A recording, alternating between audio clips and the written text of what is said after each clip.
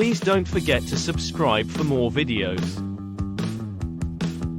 You probably watch or hear about a Netflix show every day. Here's the story of how the streaming juggernaut came to dominate home entertainment. Netflix, the top video streaming service in the world, started out by shipping DVDs to customers by mail. Now it consumes more than 15% of the world's internet bandwidth and has subscribers in more than 190 countries. How did it achieve such staggering success? It has been a long road of trial and error, luck, and incredibly good timing. This video covers everything, including how Netflix started, when Netflix began streaming titles online, plus all the key milestones in the company's journey to becoming one of the best streaming services. Netflix was founded in 1997 by Reed Hastings and Mark Randolph in a small California city called Scotts Valley in Santa Cruz County. Reed Hastings has said the idea was sparked by a $40 fine he got for renting the movie Apollo 13 from long-dead Blockbuster and returning it 6 weeks late. While working out at the gym one day, the sting of the fine inspired him to think up a service that allowed one to order a movie online and get it by mail. According to Mark Randolph, however, this story is not true and was just a marketing gag. Instead, in early 1997, Reed was the CEO of the company they worked for, Pure Atria, and Mark was its VP of corporate marketing. Because a looming merger with another firm would leave them both out of a job, Mark says Reed had told him, "Let's come up with an idea and you can run it and I'll fund it." As they carpooled to work every day from their homes in Santa Cruz to Silicon Valley, Mark, who wanted to start something like Amazon.com, pitched all sorts of e-commerce ideas to Reed. Surfboards, custom-built baseball bats, personalized dog food, and home delivery shampoo. To all of them, Reed's reply was simply, "That will never work." Then, Mark heard of a hot new product invented in Japan called the DVD. He realized DVDs would soon replace VHS cassettes as the home viewing standard.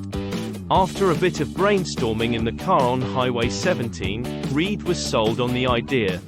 On a hot summer day in 1997, Mark and Reed walked into Logos Books and Records in Santa Cruz, bought a CD of Patsy Cline's greatest hits, and mailed it to Reed's house a few blocks across the town.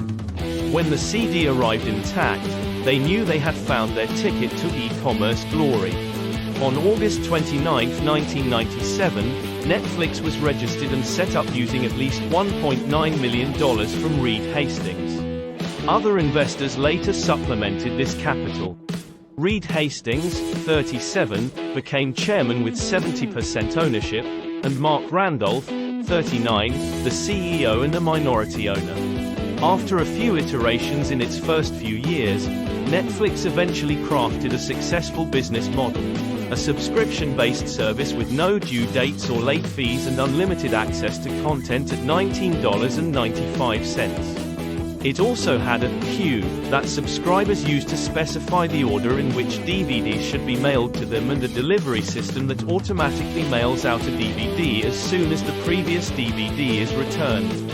At first, Netflix would pack the DVDs in white envelopes, and it wasn't until 2000 that Netflix changed them to yellow envelopes. But it only took the company 1 year to switch to the iconic red envelopes we're more familiar with. The DVDs arrived in a thin package with a postage-paid return sleeve inside, and Netflix covered all postage costs.